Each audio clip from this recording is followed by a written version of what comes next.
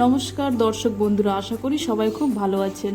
আজকে আপনাদের সামনে আবার একটি নতুন রেসিপি নিয়ে হাজির হলাম। আজকে তৈরি করব সয়াবিনের পোলাও। খুব কম খরচে এবং অতি অল্প সময়ে এই পোলাও তৈরি হয়ে যায়। কিভাবে সয়াবিনের পোলাও তৈরি করবেন তা জানতে হলে সম্পূর্ণ ভিডিওটি দেখুন এবং চ্যানেলে নতুন হলে চ্যানেলটিকে অবশ্যই সাবস্ক্রাইব করে পাশে থাকুন। তাহলে দেখে নেওয়া যাক আজকের রেসিপি। এইখানে আমি 300 গ্রাম বাসমতি চাল নিয়েছি, একটু ভালো কোয়ালিটির বাসমতি রাইস নিয়েছি। এইবারে চালটা আমি ধুয়ে নেব।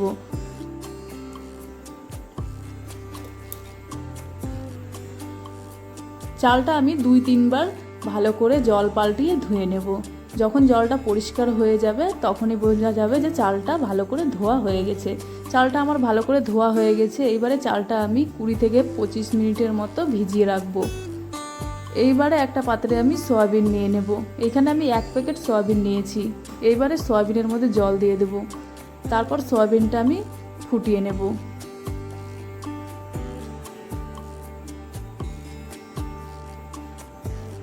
এইবারে সয়াবিনটা আমি গ্যাসের মধ্যে বসিয়ে দেব। সয়াবিনটা সেদ্ধ করে নেব।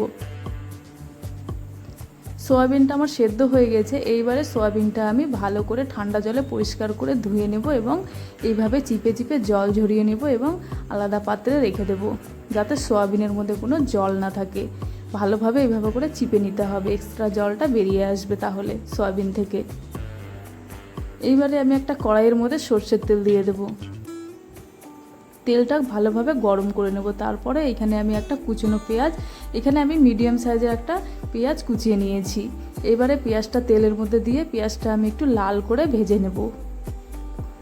গোল্ডেন ব্রাউন করে আমি পেঁয়াজটা ভেজে নিয়েছি। তারপরে এখানে আমি একটা টমেটো কুচি দিয়েছি, মিডিয়াম সাইজের টমেটো দিয়ে দিলাম। তারপরে এখানে আমি সামান্য পরিমাণে লবণ দিয়ে দেবো, যাতে টমেটোটাও নরম হয়ে আসে এবং পেঁয়াজটাও নরম হয়ে আসে। এবারে আমি টমেটো ও পেঁয়াজ ভালোভাবে আবারও ভেজে নেব। তারপরে এখানে আমি ডুমডুম করে রাখা একটা আলু নিয়েছি। আলুটাও আমি এবারে পেঁয়াজ টমেটোর মধ্যে দিয়ে ভেজে নেব।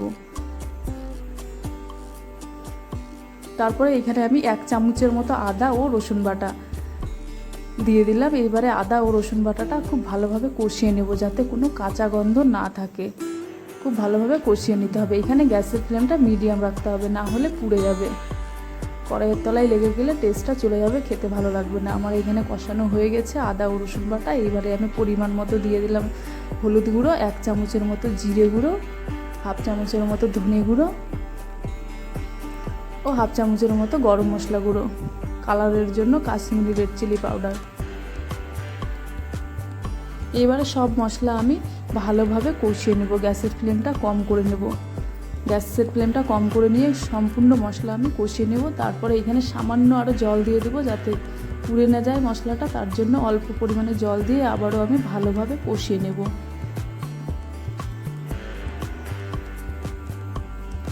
ভালোভাবে কষানো হয়ে গেলে এইখানে আমি এইবারে সয়াবিনটা দিয়ে দেব। সয়াবিনটা এবারে আমি খুব ভালোভাবে কষিয়ে নেব মশলার সাথে। আপনারা চাইলে সয়াবিনটা আলাদাভাবে ভেজেও দিতে পারেন, আমি এইখানে না ভেজেই দিয়ে দিলাম। তারপরে এইখানে আমি চালটা দিয়ে দেব। আগে থেকে যে চালটা আমি ধুয়ে রেখেছিলাম সেই চালটা দিয়ে দিলাম।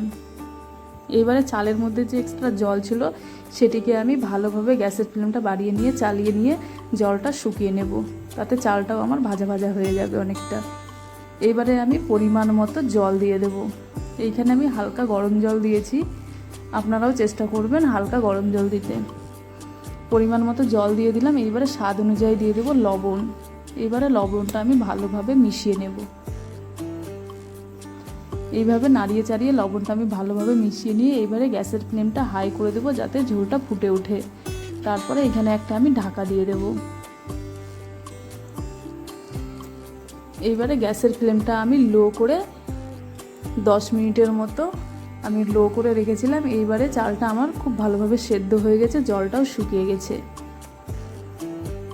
প্রায় হয়ে এসেছে সয়াবিনের পোলাও। এইবারে আমি গ্যাসটা বন্ধ করে দেবো এবং এইভাবে খুন্তির সাহায্যে চারিদিকে নাড়িয়ে চাড়িয়ে ছড়িয়ে দেবো, যাতে ঝরঝরে হয়ে যায়। তারপরে আমি গ্যাসটা বন্ধ করে একটা পাত্রে নামিয়ে নেব। নামিয়ে নেওয়ার পর গরম গরম পরিবেশন করুন এই সয়াবিনের পোলাও। দেখবেন খেতে খুব ভালো লাগবে এবং খুব অল্প সময়েই হয়ে যায় এই সয়াবিন পোলাও, এবং খেতেও খুব ভালো লাগে। আপনারাও বাড়িতে এইভাবে ট্রাই করে দেখবেন, খেতে অসাধারণ হয়। আর আজকের রেসিপিটি যদি ভালো লেগে থাকে তাহলে অবশ্যই লাইক করবে, কমেন্ট করে জানাবে এবং চ্যানেলে নতুন হলে চ্যানেলটিকে সাবস্ক্রাইব করে পাশে থাকবে।